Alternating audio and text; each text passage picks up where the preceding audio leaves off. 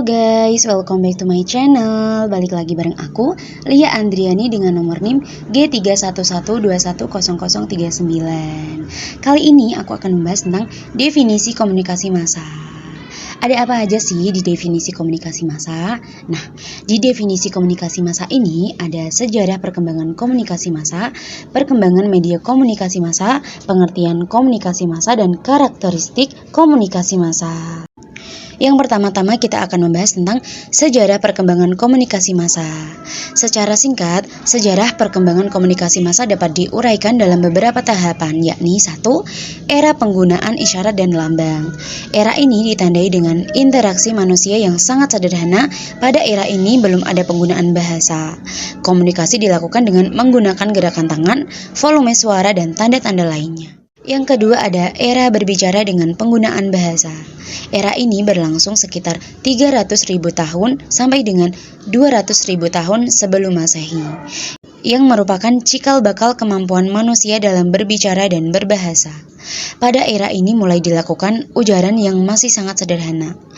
Yang ketiga ada era media tulisan. Era ini berlangsung sekitar 5.000 tahun sebelum Masehi.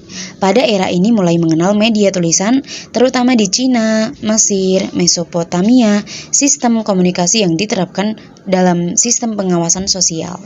Komunikasi tulisan dimaksud untuk mencatat peraturan, pelanggaran peraturan, dan pemberian sanksi. Yang keempat ada era media cetakan. Mesin cetak diciptakan di Cina pada awal abad ke-15 pada tahun 1455. Terjadi penyempurnaan mesin cetak oleh Gutenberg di Jerman. Dalam perkembangan berikutnya muncul buku, majalah, telepon, telegraf, radio, surat kabar, televisi, film, internet, VCD, DVD, dan lain-lain. Yang kedua ada perkembangan media komunikasi massa. Koran pertama kali diterbitkan di Belanda, Inggris, dan Perancis sekitar 1618 sampai dengan 1648. Ketika itu belum dikenal kebebasan pers. Kebebasan berbicara dan pers mulai dikenal pada tahun 1644. John Milton menyatakan kebebasan berbicara dalam beragama. Kebebasan pers secara formal dimulai dipraktekkan di Amerika Serikat sejak 1787. Seiring dengan kemajuan di bidang teknologi komunikasi dan informasi, munculnya media massa modern seperti surat kabar telah menyebabkan masyarakat dapat mengetahui keadaan sekitar mereka. Pada abad ke-19, teknologi informasi dan komunikasi perlahan-lahan telah mampu memenuhi dan melayani kebutuhan masyarakat modern akan informasi dan hiburan. Yang ketiga ada pengertian komunikasi massa.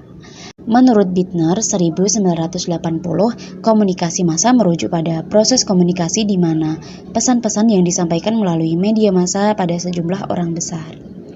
Media massa adalah sarana utama dalam komunikasi massa untuk menyebarkan pesan-pesan kepada khalayak. Media massa dapat berupa media massa cetak seperti surat kabar, majalah, dan buku.